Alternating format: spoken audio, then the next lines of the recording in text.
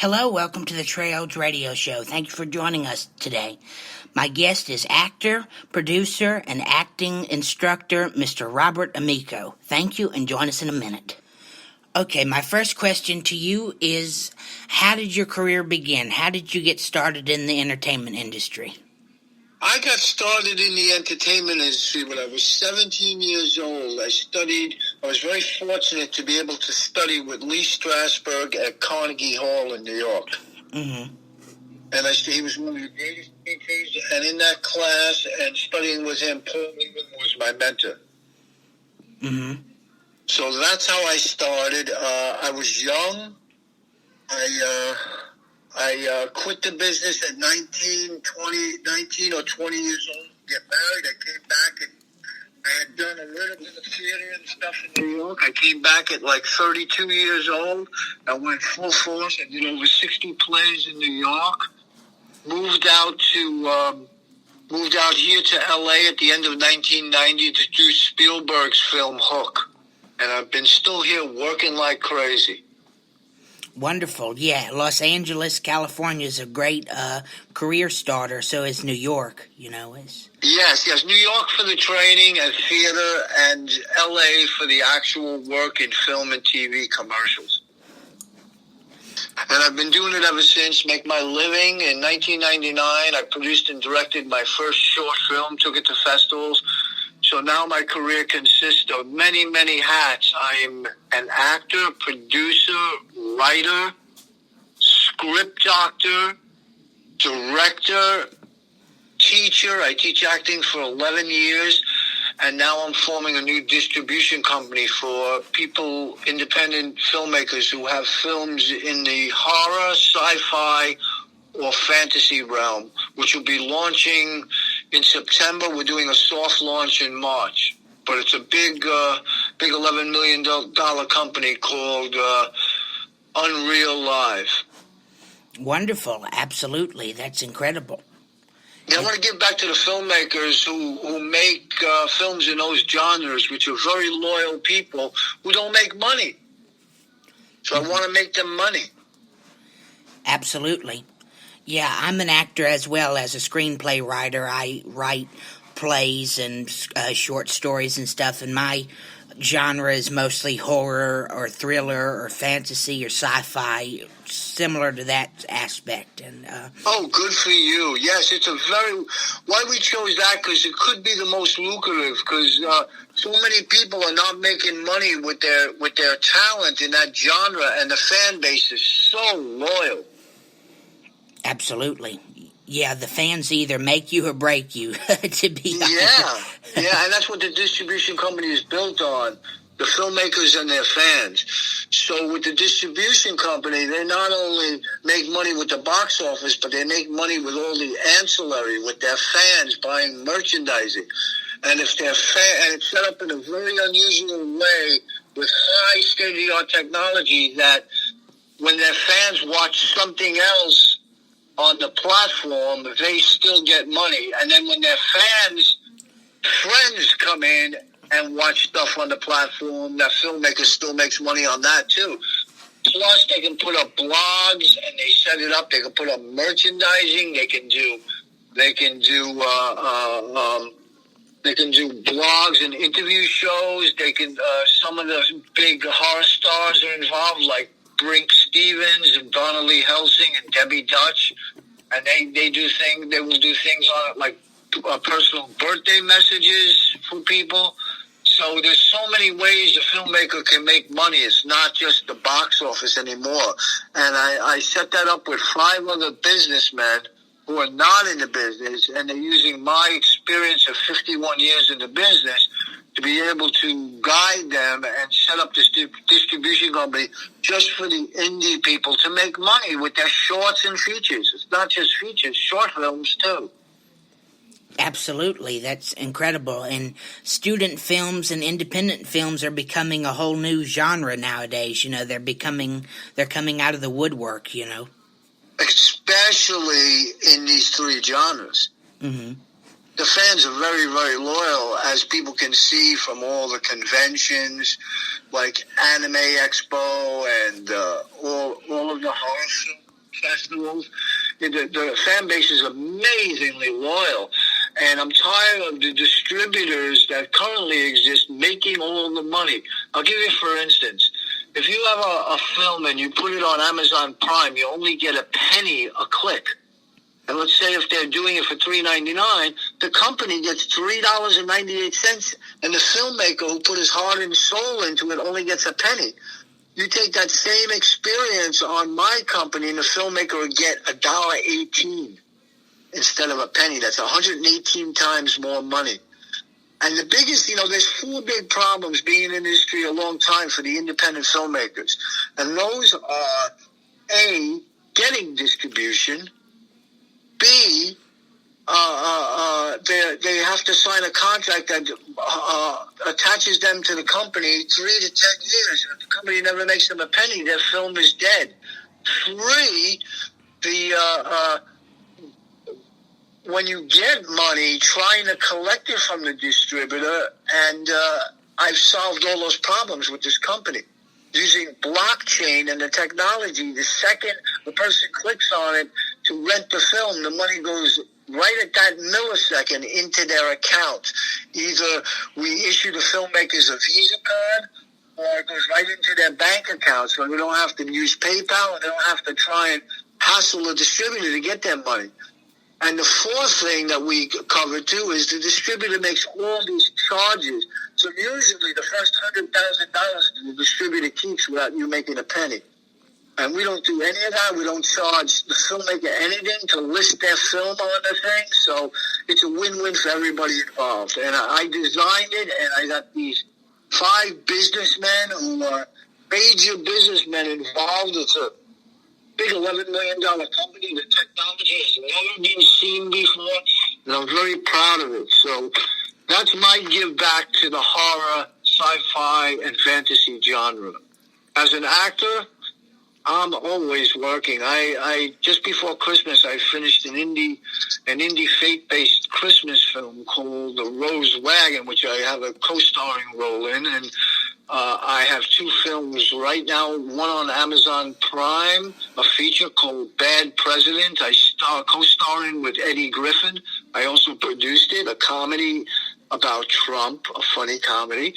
And on Amazon Video, I have a film called Hollywood.con, C-O-N, with Tom Arnold and a lot of stars I co-star in.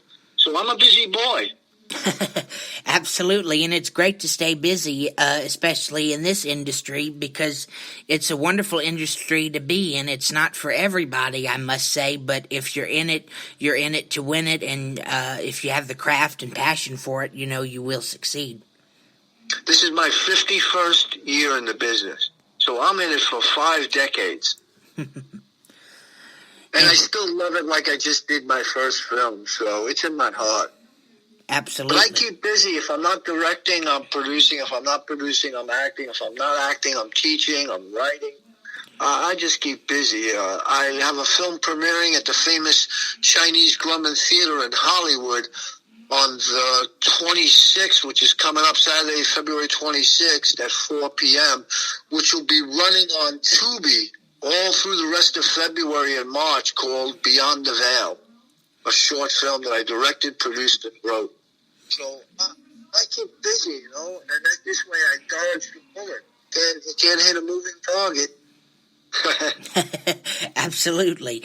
Keep busy, and if, I always tell people this advice that was passed down to me, if you love doing what you're doing, it's not really considered work if you're having fun. Exactly. That's my mantra.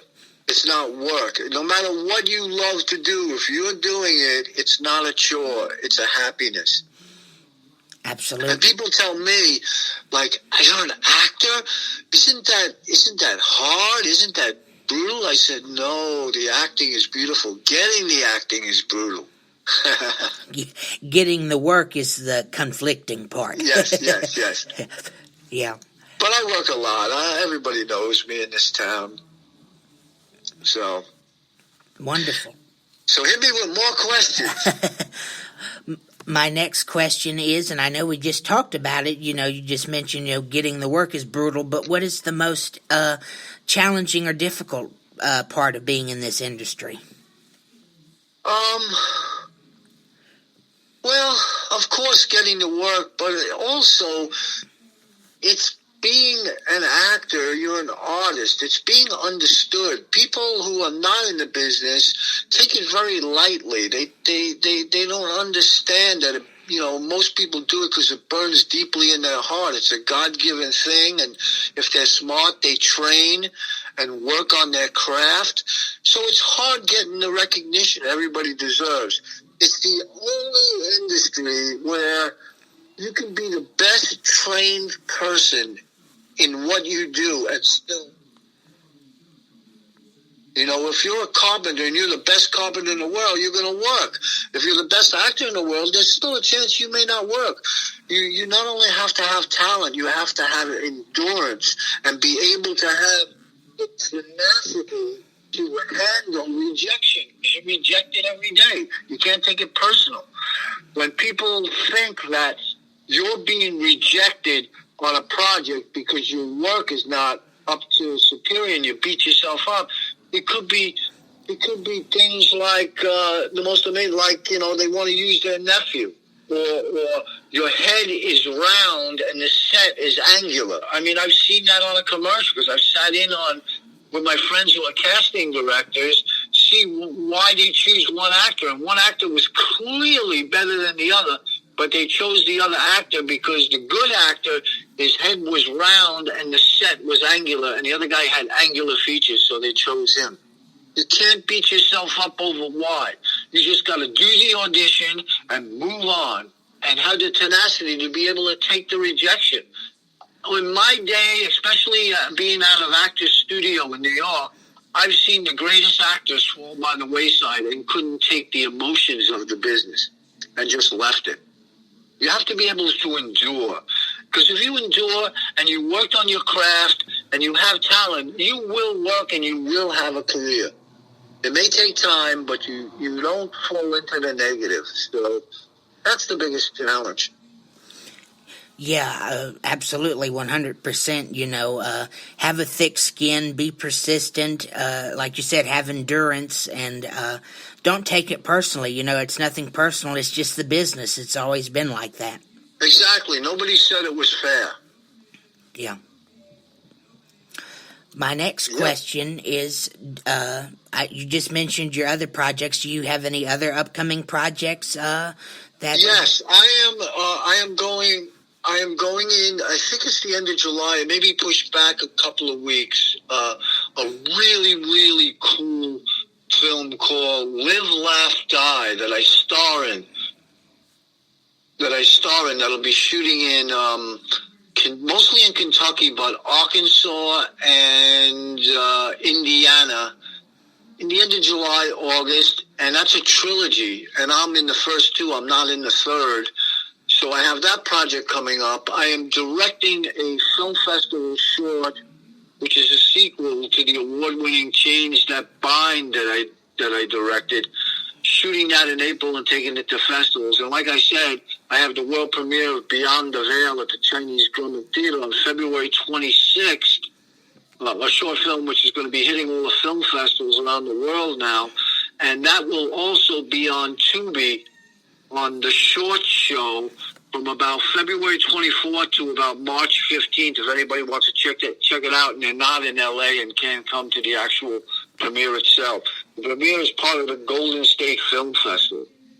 So that's some of the few things I have coming up. I have me, myself, and my scripts. I'm executive producing a few scripts. I have one called Robin in the Hood, which I have the famous Bill Duke directing, and trying to line up stars for that. I have another one called Carpe Diem, which I have the famous Dominique Swain from the remake of Lolita and from Justin Timberlake's Alpha Dog starring in it, and a few other projects that I'm executive producing, but I did not write. So I'm a busy boy. Well, it's great to stay busy. It keeps you young, keeps you alive. Yep, that's the key to it. You gotta have a lot of irons in the fire. I'm also attached. Like if you look at my IMDb, I'm attached to about 4 other features that when the money comes through, they'll be shooting. So you got to put a lot of irons in the fire in this industry. Absolutely. And also, the key to really having a good career is being a good guy and not being an idiot and treating people badly. Because when you have tenacity and you're a good person, people remember that and they love that and they want to bring you in on their film. I get very few films on auditions. I get most of my films on recommendation or people repeatedly calling me back in because they love my work in their previous film. Absolutely. So that's the way it really works. In LA, the people who are going on auditions to get work are the people that have no connections. In LA, it's more like networking and meeting people and letting them know you're not only a talent, but you're a good person. Because they don't want idiots on their set. And that's the way I work. I go to a lot of networking parties and meet people, and they put me in their films. Absolutely. Connections, it's not a one-man show, so to speak. This business is evolved around connections and networking. Yeah, and giving back, Trey. Giving back is important. I served actors by being a part of Screen Actors Guild for 15 years. I was on the board. I was on every committee. I was part of the negotiating team against the producers and studios for the 2005 contracts. I give back, and that's really important, because I believe in karma, and that sets up my karma, and I have really good karma. Absolutely. My last question to you is, and I know we talked a lot about it, but what are your words of wisdom for people who want to get into this industry? What is your pieces of advice? Well, I'm going to give you 2. I'm going to give you my advice, and then I'm going to give you the advice when Johnny Carson asked my favorite of all time, Betty Davis, that same question. So my advice is always keep training until you're working a lot, and then the work becomes your training. Don't ever think that you can't learn anything by training. And when I teach, I learn from my students every time, too. So training,